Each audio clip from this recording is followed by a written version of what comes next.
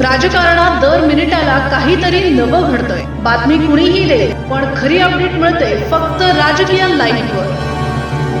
सांगली सातारा विधान परिषद रणधुमाळी.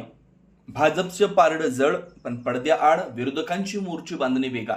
सांगली सातारा स्थानिक स्वराज्य संस्था मतदारसंघाच्या विधान परिषद निवडणुकीचा दिवस जसजसा जवळ येतोय तसतशी राजकीय वातावरणातील धुसफूस अधिक गडद होत चालली. वरकरणी पाहता संख्याबळाच्या जोरावर भाजपचं पारडं स्पष्टपणे जड दिसत असलं तरी राजकारणाच्या पडद्यामागे सुरू असलेल्या गुप्त हालचालींनी या निवडणुकीत अनपेक्षित वळण येण्याची शक्यता निर्माण केली आहे. अवघ्या 6 दिवसांवर येऊन ठेपलेल्या या निवडणुकीत प्रत्येक मताला सोन्याचं मोल प्राप्त झालंय. भाजपचे उमेदवार धैर्यशील कदम, राष्ट्रवादी काँग्रेस शरद पवार गटाचे अभयसिंह जगताप आणि अपक्ष उमेदवार किशोर धुमाळ यांच्यात रंगणाऱ्या या लढतीकडे संपूर्ण पश्चिम महाराष्ट्राचं लक्ष लागलंय. हे निवडणूक केवळ उमेदवारांमधील स्पर्धा राहिलेली नसून महायुती विरुद्ध महाविकास आघाडी असा प्रतिष्ठेचा सामना बनत चालले. मात्र राजकारणाच्या पृष्ठभागावर दिसणाऱ्या चित्रामागे अनेक अदृश्य प्रवाह वाहताना दिसतात. महाविकास आघाडीतील नेत्यांनी भाजप विरोधी वातावरण निर्माण करण्यासाठी जोरदार फिल्डिंग लावली. राष्ट्रवादी काँग्रेस, अजित पवार गट आणि शिवसेना शिंदे गटामधील नाराज नेत्यांशी संपर्क साधण्याचे प्रयत्न सुरू केले. काही ठिकाणी अत्यंत गोपनीय बैठका पार पडल्याची चर्चा राजकीय वर्तुळात रंगली आहे. या बैठकीमध्ये विविध पक्षांतील प्रभावी कारभारी, स्थानिक स्वराज्य संस्थांमधील पदाधिकारी, नाराज गटांचे प्रतिनिधी सहभागी होत असल्याचं बोललं जात आहे. सांगली जिल्हा परिषद निवडणुकीत भाजपला सत्तेपासून दूर ठेवण्यासाठी महाविकास आघाडीला शिंदे सेना आणि अजित पवार गटातील काही स्थानिक नेत्यांनी दिलेलं पाठबळ अद्याप विसरलं गेलेलं नाही. साताऱ्यातही अशा प्रकारची राजकीय समीकरण आकाराला आली होती.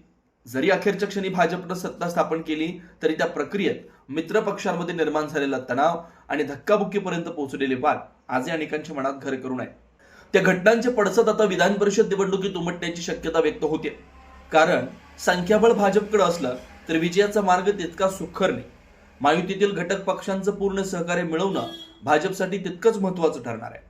याच परिस्थितीचा फायदा घेत महाविकास आघाडीनं नाराज मतदार आणि स्थानिक नेत्यांवर गळ टाकण्यास सुरुवात केली. राजकीय वर्तुळात सध्या सर्वाधिक चर्चा आहे ती महायुतीतील वाढत्या अंतर्गत अस्वस्थतेची. विकास कामांच्या निधीचं वाटप, स्थानिक संस्थांमधील पदवाटप, निर्णय प्रक्रियेत सहभागाचा अभाव आणि राजकीय समन्वयातील कमतरता या मुद्द्यांवर अनेक लोकप्रतिनिधी नाराज असल्याचं सांगितलं जात आहे. काही ठिकाणी आम्हाला केवळ मतांसाठी वापरलं जातं पण निर्णय प्रक्रियेत स्थान दिलं जात नाही अशी भावना उघडपणे व्यक्त होत असल्याचं बोललं जात आहे. याच पार्श्वभूमीवर नुकतीच एका फार्म हाऊसवर महायुतीतील स्थानिक स्वराज्य संस्थांच्या सदस्यांची गुप्त बैठक पार पडल्याची माहिती समोर येते. या बैठकीत भाजपच्या स्थानिक नेतृत्वाविषयी तीव्र नाराजी व्यक्त करण्यात आल्याचं समजतंय.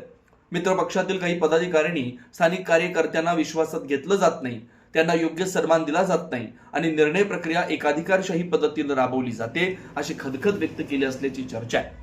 राजकीय पटावर सध्या शांतता दिसत असली तरी पडद्यामागे सुरू असलेले डावपेच, गुप्त बैठका, नाराज गटांची कुजबूज आणि मतांच्या आकडेमोडींमुळे ही निवडणूक दिवसेंदिवस अधिकच रंगतदार बनते.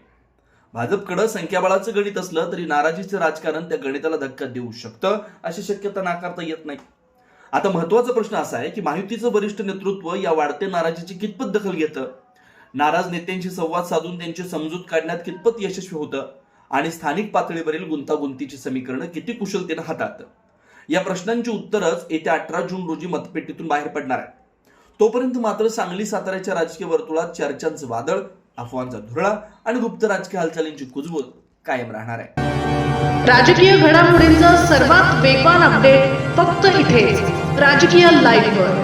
आमच्या YouTube चॅनलला लाईक, शेअर, सबस्क्राईब करा आणि रहा राजकारणाच्या रणभूमीवरील थेट नजरेत.